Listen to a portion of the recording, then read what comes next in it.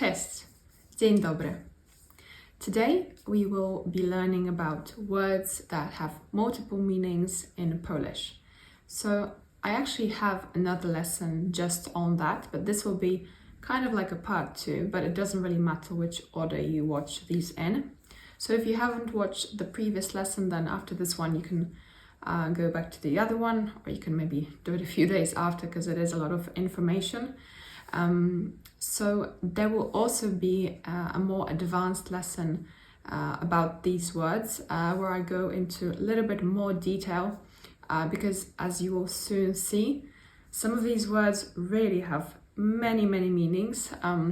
One of them I counted has 14 meanings, or maybe even more that I'm not aware of. So I'm not going to put too much information into one lesson, not to not make you overwhelmed. So we can begin. Zaczynajmy. All right, the first word we're going to learn today is ale. Ale. And you may know this word as but, meaning but. And that's the first meaning of ale. So just a few examples to start with. We could say, for example, ta restauracja ma dobre jedzenie, ale jest tu za głośno. Ta restauracja ma dobre jedzenie, ale jest tu za głośno. So this restaurant has good food, but it's too loud here. Ta restauracja ma dobre jedzenie, ale jest tu za głośno. Posprzątam tu, ale najpierw coś zjem. Posprzątam tu, ale najpierw coś zjem. So I will clean up in here, or I will clean up here, but first I will eat something. Posprzątam tu, ale najpierw coś zjem. Nie tylko miejsce jest istotne, ale i atmosfera. Nie tylko miejsce jest istotne, ale i atmosfera. So not only is the place important, but also the atmosphere. Nie tylko miejsce jest istotne, ale i atmosfera. So it's like a similar structure to English. Not only, but also. Nie tylko, ale i. Alright, so that was the first meaning. And now the second meaning of ale is kind of saying how, or when you want to emphasize something. So I'll show you a few examples. I could say, ale tu jest ciepło. Ale tu jest ciepło. So it doesn't mean, but it's warm here. It means, oh, how warm it is here. Or, oh, it's very warm here. Ale tu jest ciepło. Or you could say, ale tu jest zimno. Oh, it's very cold here. Or how cold it is here. In English, it somehow doesn't sound that great when you say it this way, but in Polish it really does sound okay when you say this. So trust me on this, you can say ale tu zimno, ale tu ciepło, ale tu głośno, like how loud it's here, ale tu cicho. It sounds perfectly fine in Polish. So that was it for ale, and now the second word is z. Z. So this preposition or word, however you want to call it, will have quite a few meanings. I think I will go over some of them in the next lesson, like the more advanced one, but I'll show you a few meanings here as well. So the first one is with. So for example, I could say, idę spotkać się z koleżanką. Idę spotkać się z koleżanką. And now notice when I say it a little bit faster, in a more like natural pace, notice what happens to the z. Idę spotkać się z koleżanką. Idę spotkać się z koleżanką. So what happens here is that z is followed by a noun that begins with a K. The K is an unvoiced consonant. That's why it has to match with the word or the sound that comes before it. And z is a voiced consonant.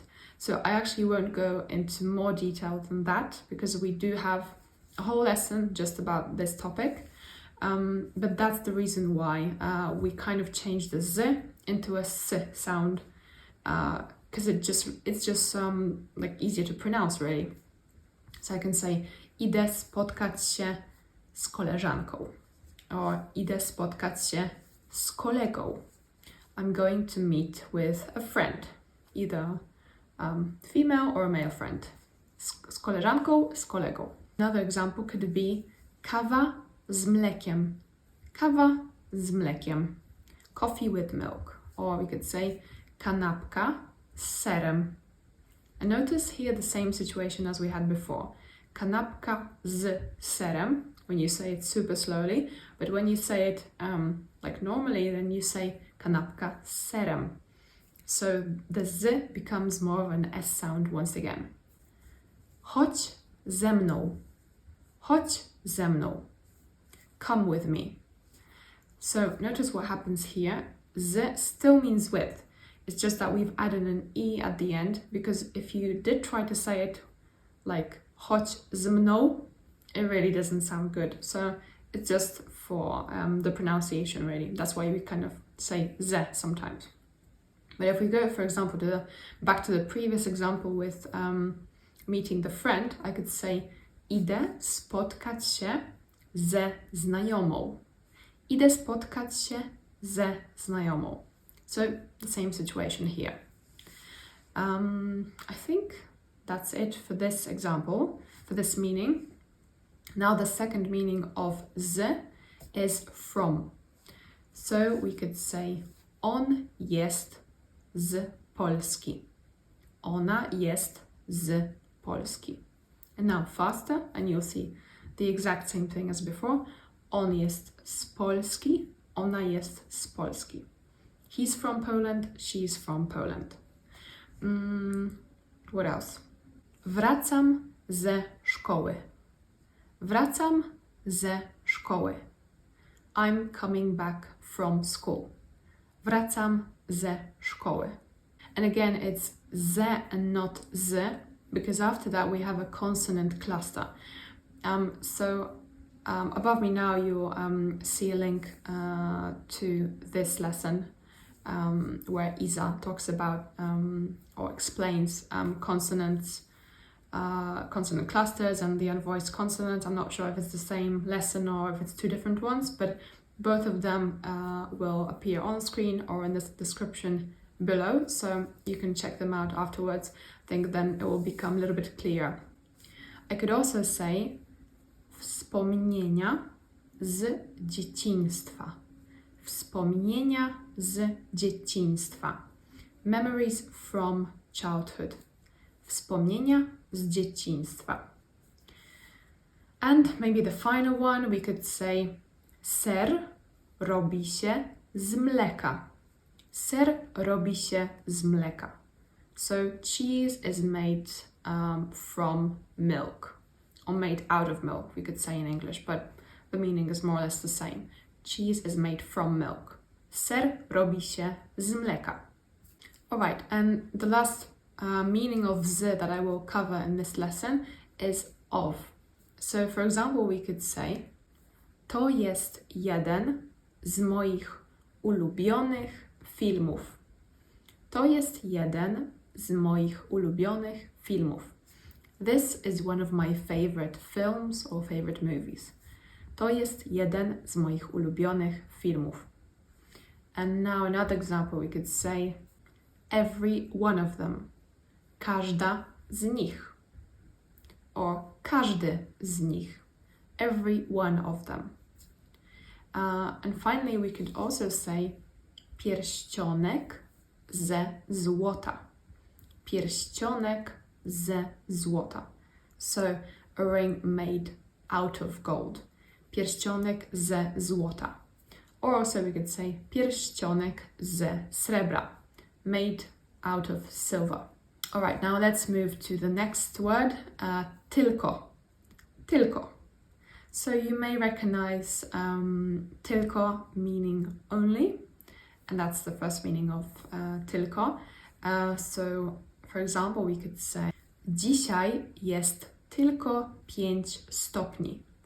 Dzisiaj jest tylko 5 stopni. Today it's only 5 degrees.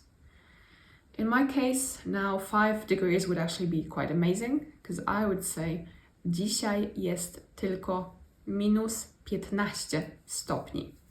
Dzisiaj jest tylko minus 15 stopni. So today it's only 5 degrees, or today it's only minus 15 degrees.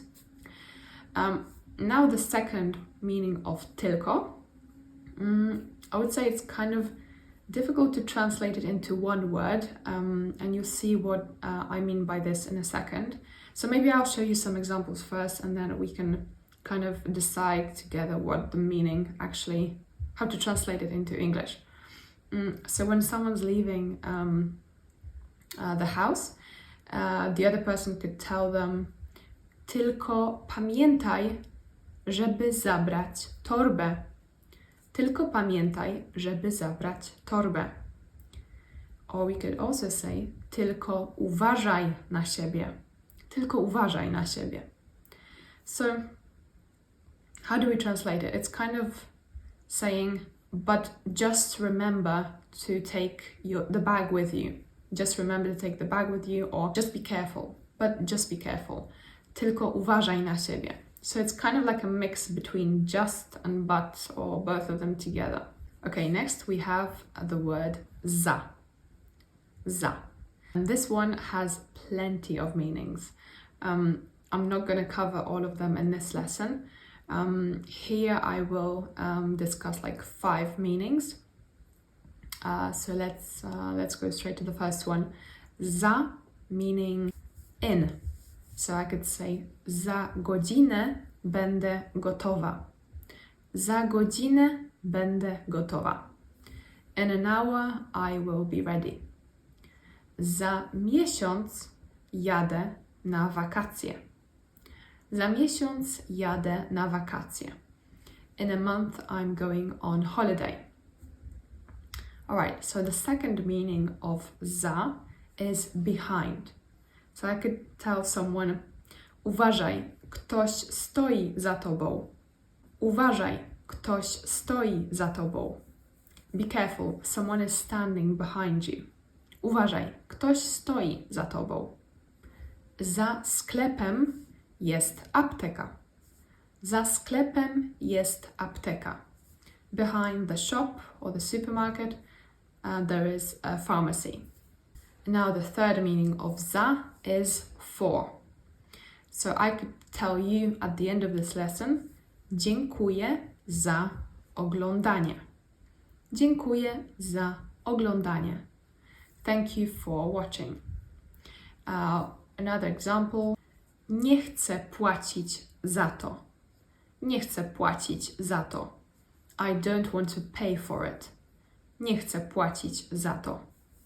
Ona nie jest odpowiedzialna za to. Ona nie jest odpowiedzialna za to. She's not responsible for it. Ona nie jest odpowiedzialna za to.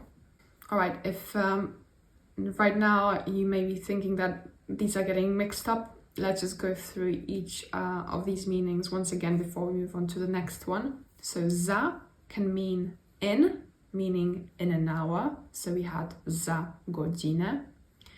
Za can mean behind. So someone standing behind you. Ktoś stoi za tobą. And now the third meaning that we just had, za meaning for. So dzięki za oglądanie. Thanks for watching.